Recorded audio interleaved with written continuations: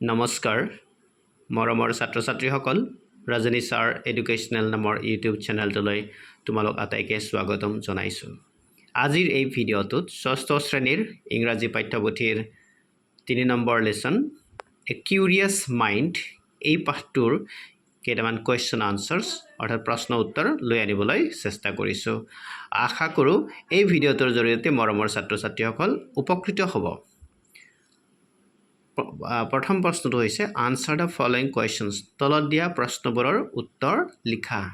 A number, who was the scientist that Meera was talking about? Who was the scientist that Meera was talking about? মীৰাই কোনগৰাকী scientist অৰ্থাৎ বৈজ্ঞানিকৰ বিষয়ে উল্লেখ কৰিছিল? Answer, Meera was talking about the scientist Chandrasekhara Venkataraman.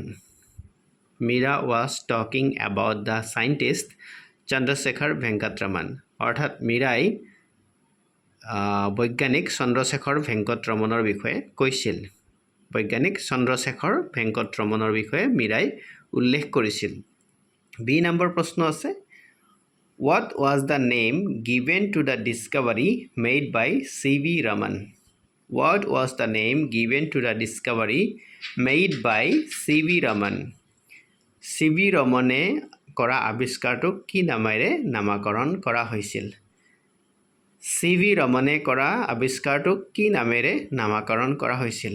ইয়াৰ উত্তৰ হ'ব the discovery made by C V. Raman was named as Raman effect. The discovery made by C V. Raman was named as Raman effect অৰ্থাৎ চি.ভি. ৰমনে কৰা আৱিষ্কাৰটোক ৰমন ইফেক্ট নামেৰে জনা গৈছিল। চি.ভি. ৰমনে কৰা আৱিষ্কাৰটোক ৰমন ইফেক্ট নামেৰে নামাকৰণ কৰা হৈছিল। এতিয়া আহিছোঁ কুৱেশ্যন নম্বৰ চি লৈ। কুৱেশ্যন নম্বৰ চিত আছে, what is the root of many discoveries and inventions? What is the root of many discoveries and inventions? Discovery আৰু ইনভেনশ্যন অসমীয়াত কিন্তু আৱিষ্কাৰেই হয়, আৱিষ্কাৰ।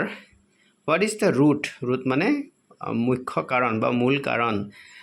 বিভিন্ন ধৰণৰ আৱিষ্কাৰবিলাকৰ মূল কাৰণ কি হয়? আনসাৰ, উত্তৰ, curiosity is the root of many great discoveries and inventions. Curiosity অৰ্থাৎ অনুসন্ধিৎসু। কিউৰিয়চিটি মানে প্ৰশ্ন সোধাৰ মানসিকতা, মানে জানিবলৈ, নজনা কথা জানিবলৈ ইচ্ছুক হোৱা, এইটোকে কিউৰিয়চিটি বুলি কোৱা হয়। Curiosity is the root of many great discoveries and inventions. বহুতো মহান আৱিষ্কাৰৰ মূল হৈছে কিউৰিয়চিটি, মানে নজনা কথা জানিবলৈ আগ্ৰহ প্ৰকাশ কৰা। মৰমৰ ছাত্ৰ ছাত্ৰীসকল, তোমালোকে এতিয়ালৈকে যদি মোৰ এই চেনেলটো ছাবস্ক্ৰাইব কৰা নাই, এই চেনেলটো ছাবস্ক্ৰাইব কৰিবা।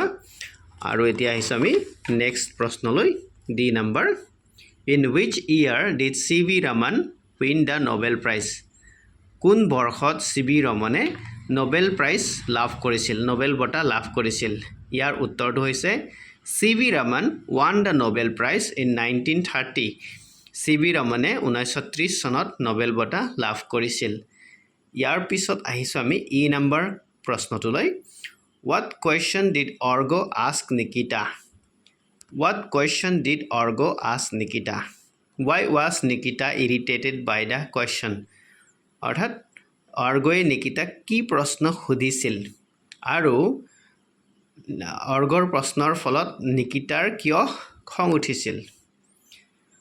Answer, org asked Nikita why she had painted the sky red. Org asked Nikita why she had painted the sky red.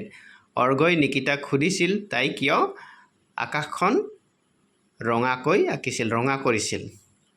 Nikita was irritated because she did not know the answer to the question asked by Argo. Nikita was irritated অৰ্থাৎ নিকিতাৰ খং উঠিছিল কাৰণ she did not know, তাই নাজানিছিল, the answer to the question asked by Argo অৰ্থাৎ অৰ্গয়ে সোধা প্ৰশ্নৰ উত্তৰটো তাই নাজানিছিল, সেইকাৰণে তাইৰ খং উঠিছিল। আৰু এফ নম্বৰ প্ৰশ্নটোলৈ আহিছোঁ। এইটো অলপ দীঘলীয়া প্ৰশ্ন। We will surely keep this in mind next time. We will surely keep this in mind next time. What would Orgo and Nikita keep in mind? অৰ্থাৎ আমি নেক্সট বাৰ মানে পৰৱৰ্তী সময়ত এই বিষয়ে নিশ্চয় মনত ৰাখিম What would Orgo and Nikita keep in mind? Orgo আৰু নিকিতাই কি কথা মনত ৰাখিব Answer Orgo would keep in mind to consider if someone is busy before asking a question. Orgo এইটো কথা মনত ৰাখিব যে কোনো এটা প্ৰশ্ন সোধাৰ আগতে সেই মানুহজন ব্যস্ত আছে নেকি সেই বিষয়ে লক্ষ্য ৰাখিব কোনো এজন মানুহক প্ৰশ্ন সোধাৰ আগতে সেই মানুহজন ব্যস্ত হৈ আছে নেকি সেই কথাটো লক্ষ্য ৰাখিব Nikita would make sure that she would not dismiss questions straight away. আৰু নিকিতাই এই কথাটো নিশ্চিত কৰিব যে তেওঁ কোনোবাই প্ৰশ্ন সুধিলে লগে লগে সেই প্ৰশ্নটো যাতে মানে মূল্যহীন বুলি কৈ নিদিয়ে বা অমূলক প্ৰশ্ন অদৰকাৰী প্ৰশ্ন বুলি কৈ নিদিয়ে সেইটো কথা নিকিতাই মনত ৰাখিব গতিকে মৰমৰ ছাত্ৰ-ছাত্ৰীসকল আজিলৈ এইকেইটা প্ৰশ্নই লৈ আনিছো আশা কৰোঁ এই ভিডিঅ'টোৰ জৰিয়তে ছাত্ৰ-ছাত্ৰীসকল উপকৃত হৈছে আৰু ৰজনী ছাৰ এডুকেশ্যনেল নামৰ চেনেলটো ছাবস্ক্ৰাইব কৰিবলৈ নাপাহৰিবা ধন্যবাদ